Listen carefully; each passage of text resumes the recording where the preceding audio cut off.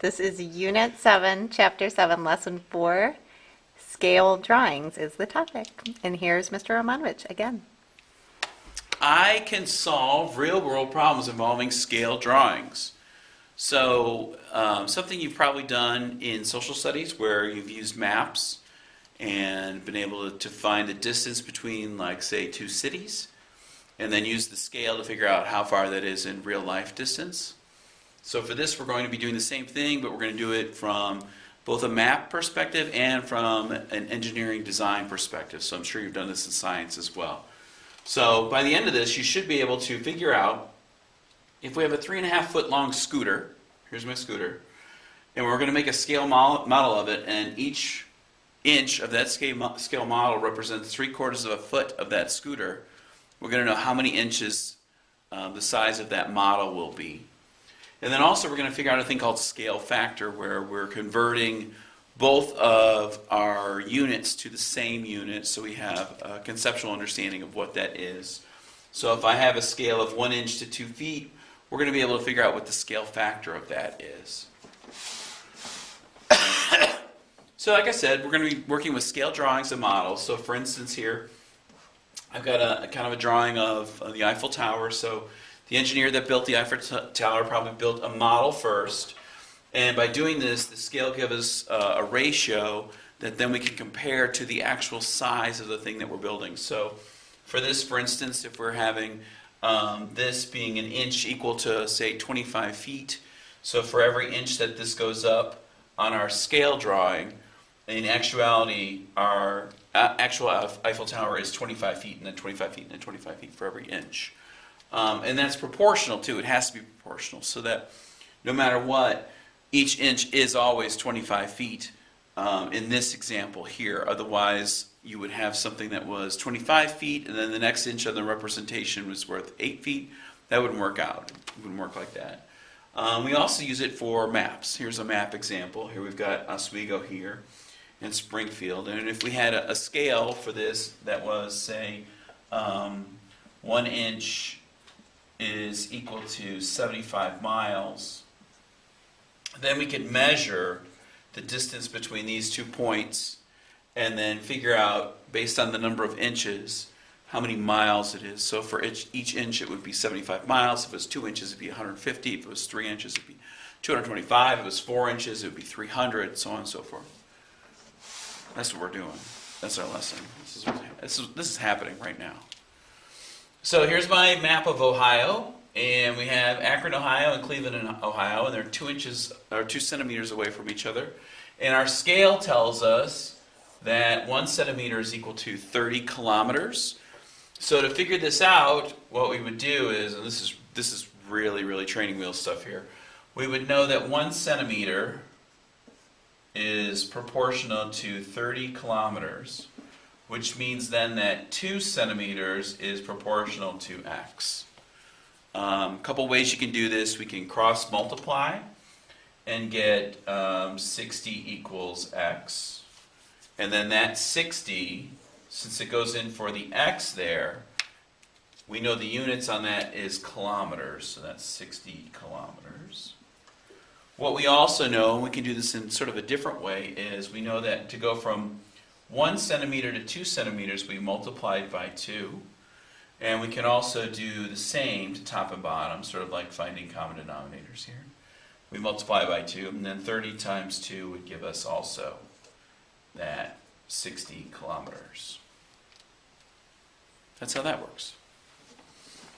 Then, here we've got a bridge. We're building a bridge, and on this bridge, we know that each inch of our bridge is going to be equal to 3 inch of our bridge model is going to be equal to 3 yards of actual bridge.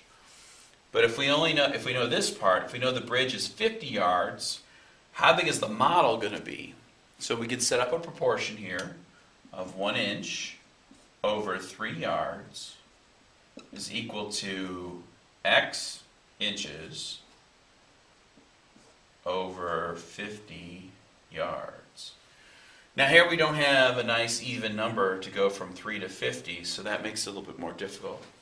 So instead what we'll do is we'll do our cross multiplication, and we get 3x, 3 times x, is equal to 1 times 50 is 50.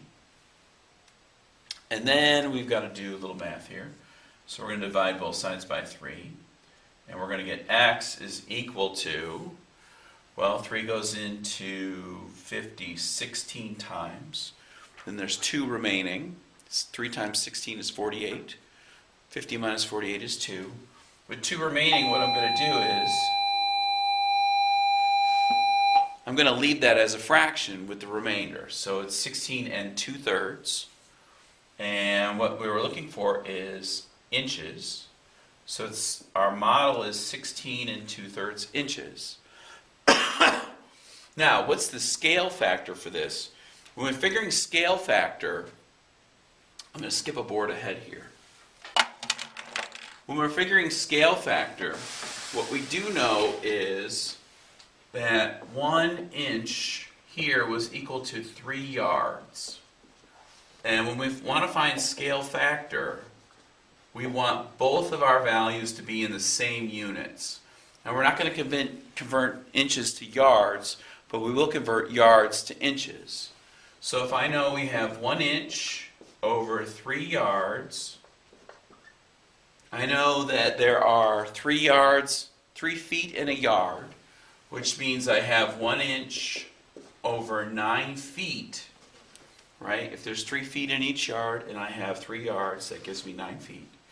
Then I know that there are 12 inches in each foot, so then I would multiply this by 12, and then that would give me 1 inch over 9 times 12. So 9 times 2 is 18, carry the 1. 9 times 1 plus 1 is 108. So our scale factor then is 1 inch to 108 inches. Kind of the reasoning behind that, I think, is so that you get an idea of what this is in actuality. You know that one of these is equal to 108 of these, which is a little bit easier to see than 1 inch being 3 yards. It's a little easier to visualize. So that would be the scale factor for our bridge, 1 inch to every 108 inches. Then, let's hit the target before everything falls down. Hurry up and say it.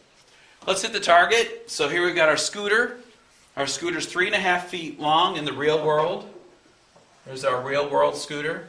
And we're building a scale model, and that scale model, 1 inch is equal to 3/4 of a foot. So then what is the size of that scale model? How many inches is that scale model?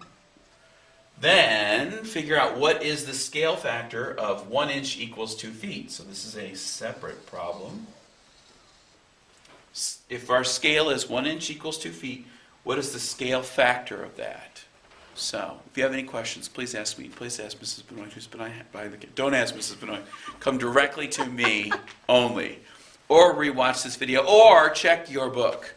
All good stuff for you. Good luck.